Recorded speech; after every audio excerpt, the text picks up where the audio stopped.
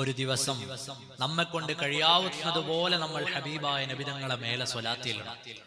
ആ കൂട്ടത്തിൽ 5 നേരവും നമ്മുടെ ഹൃദയത്തിൽ ഉണ്ടാകേണ്ട ഒരു ഓർമ്മ നബി സല്ലല്ലാഹു അലൈഹി വസല്ലം തങ്ങൾ പഠിപ്പിച്ചു.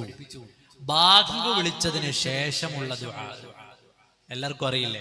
ബാങ്ക് വിളിച്ചതിന് ശേഷമുള്ള ദുആ അറിയാവുന്നവര്, കുട്ടികൾക്കൊക്കെ അറിയില്ലേ?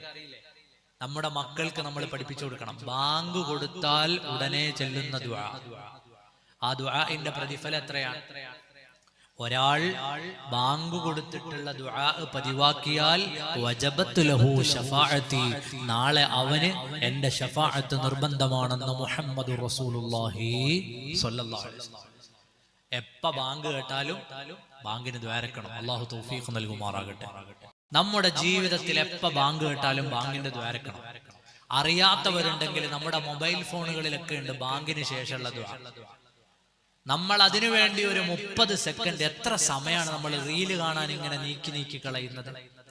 ഒരു ദിവസം 5 മിനിറ്റ് ഉണ്ടെന്ന് കൂട്ടിക്കുക. 5 മിനിറ്റ് നമ്മൾ ചെലവാക്കിയാൽ ഒരു ദിവസം ഒരു ബാങ്ക് കേട്ടിട്ട് ഒരു ദുആ ചെയ്യാൻ 1 മിനിറ്റ് സമയം എടുത്താൽ 5 വഖത്തിന് കൂടി എത്ര മിനിറ്റ് വേണ്ടി വരും? 5 മിനിറ്റ് വേണ്ടി വരും. 5 മിനിറ്റ് ബാങ്കിന് ശേഷമുള്ള ദുആ നമ്മൾ പതിവാക്കിയാൽ വജബത്ത് ലഹു ശഫാഅത്തി, അവന് ശഫാഅത്ത് നിർബന്ധമായി എന്ന് മുഹമ്മദുർ റസൂലുള്ളാഹി സ്വല്ലല്ലാഹു അലൈഹി വസല്ലം. അല്ലാഹു അതൊക്കെ ജീവിതത്തിൽ പകർത്താൻ നമുക്ക് തൗഫീഖ് നൽകുമാറാകട്ടെ. ഇന്ന് നമ്മളെ ദുരന്തം എന്താണെന്നറിയോ?